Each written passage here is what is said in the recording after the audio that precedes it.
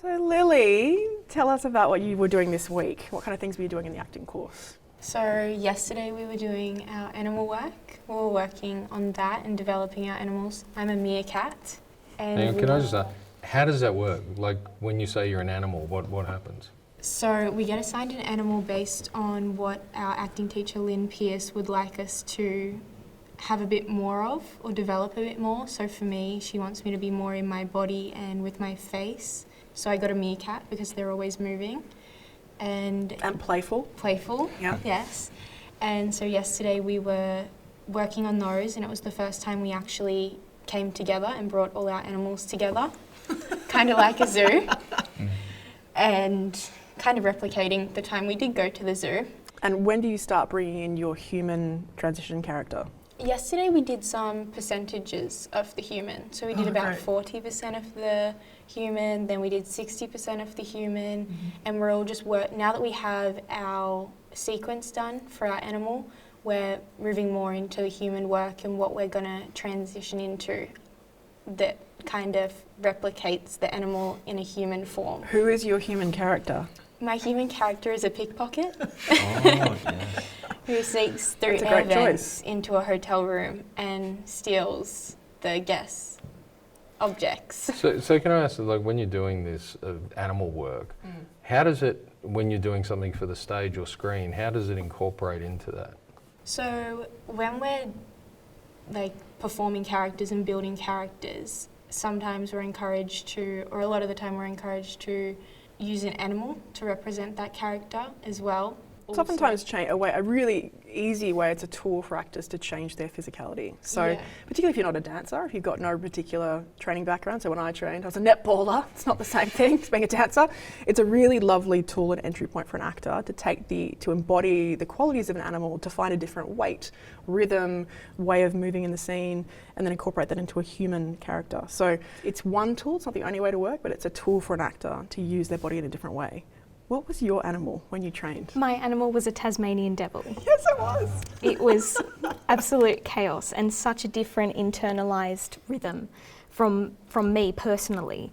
So I remember Kevin saying that my internal rhythm was andante, so like a walking pace.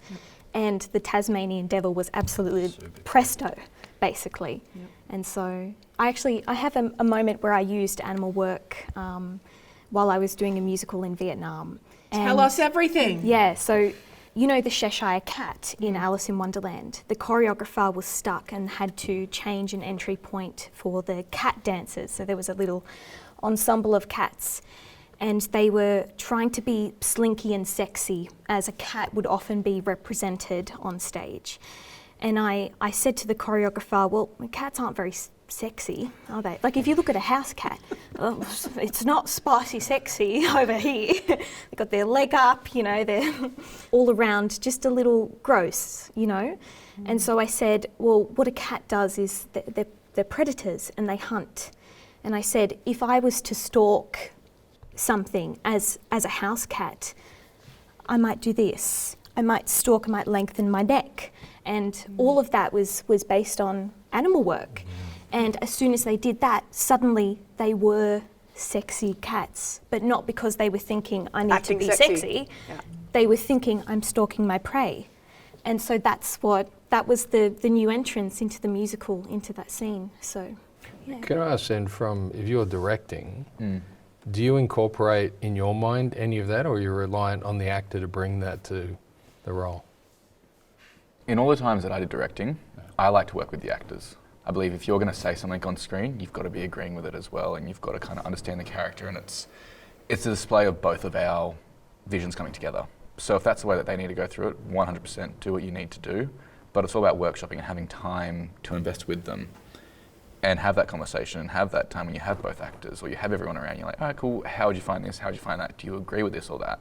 First time I've heard about animal work, never heard about that before, strangely enough, but it's really cool to think for a human character you'd go back behind that and utilize something that you would practice like that. It's strange, but it's not surprising that you've not heard of it before because it is a private process. You know, you do not ever want actors in the real world leaping onto a set and showing everyone their animal work. It's not about that. It's a rehearsal process that you go through to help prepare yourself to work on stage or screen. It's not something that you show. It's not work that you show to others. Makes sense though. Yeah. It's fun though. Imagine.